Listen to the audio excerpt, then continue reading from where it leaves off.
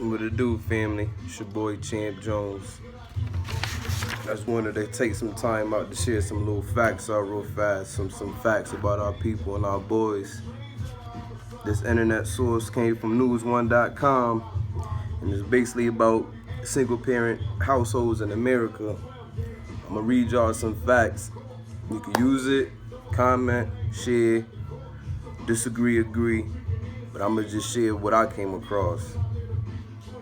72% of black kids raised by single parents, and that's 25% overall in the United States.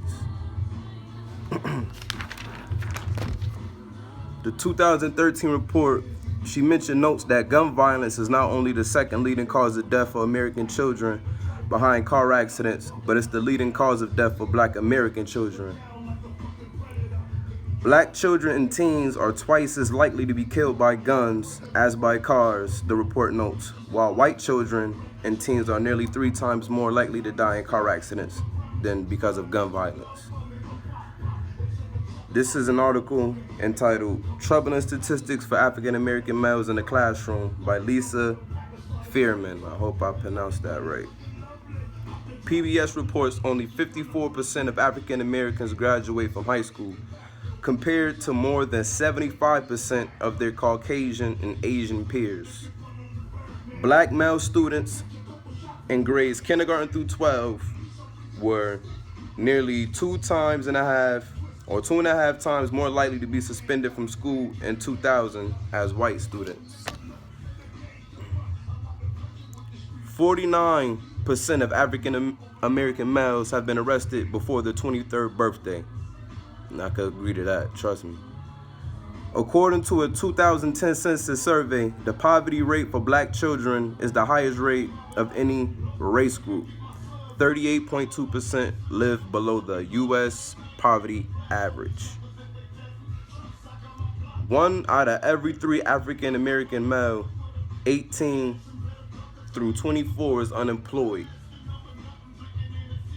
The National Center for Victims of Crime gives troubling statistics about African American young males in crime, reporting black youth are 3 times more likely to be victims of reported child abuse or neglect, 3 times more likely to be victims of robbery, and 5 times more likely to be victims of homicide. In fact, homicide is the leading cause of death among African American youth, ages 15 to 24.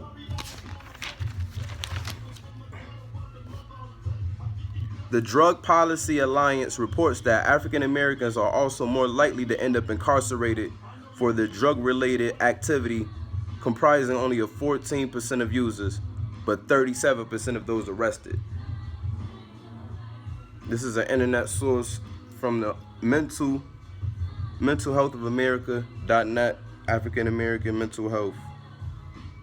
Historically, adversity, which includes slavery, sharecropping, and race-based exclusion from health, education, and social and economic resources, translates into social economic disparities experienced by African Americans today. Social economic status, in turn, is linked to mental health.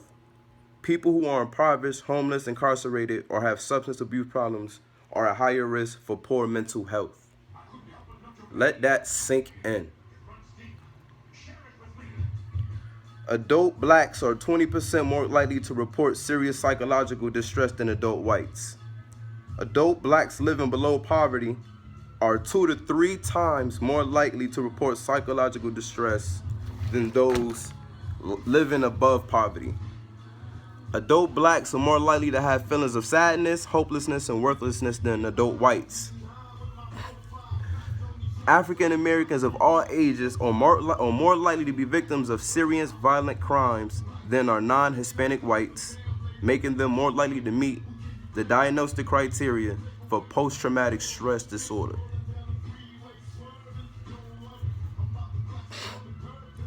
This is called Decriminalizing School Discipline, Why Black Males Matter, and this is written by Tyrone Howard, March 31st, 2015. The U.S. Department of Education Office for Civil Rights reported in 2014 that all of out-of-school suspensions of preschool-age children, 42% were given to black children compared to 28% given to their white peers. So for preschool age children in 2014, 42% were black children being suspended for outside suspension, compared to 28% for their white counterparts. This is another internet source. This is singlemotherguide.com, single mother statistics. About 2/3 are white, 1/3 black, 1/4 Hispanic. 1/3 have a college degree, while 1/6 have not completed high school.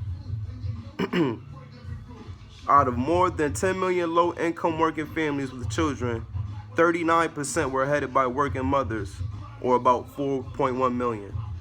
The proportion is much higher among African Americans, which is 65%, compared to whites, which is 36%. So baby, what that's saying is that we have 65% more women running households under low income compared to 36%, which is whites. Single parent families are among the poorest in the nation, and as much extremely vulnerable to homelessness. Among all homelessness families nationwide, over 3/4 were headed by single women with children. 2/5 were African Americans. That's 43% out the nation. I'm almost done, but y'all get where I'm going with this. This is crazy. Black and Hispanic women have the highest teen pregnancy rates. 184 per 1,000 women aged 15 through 19. Respectively, whites have the lowest rate, 38 pregnancies per 1,000. So we have damn near 100 or 84 people pregnant out of 1,000 women, compared to 38 out of 1,000 for white women. Black women are more likely to have children outside of marriage than their other racial and ethnic groups. In a year, about 72% of births of black women were non-marital births. This internet source is from the New York Times, and it says in 1986 there were 5,730 arrests for drug offenses on housing authority property and its perimeters, meaning those who lived in low-income housing. There was 5,730 arrests made in New York in 1986 for drug offenses. Wow.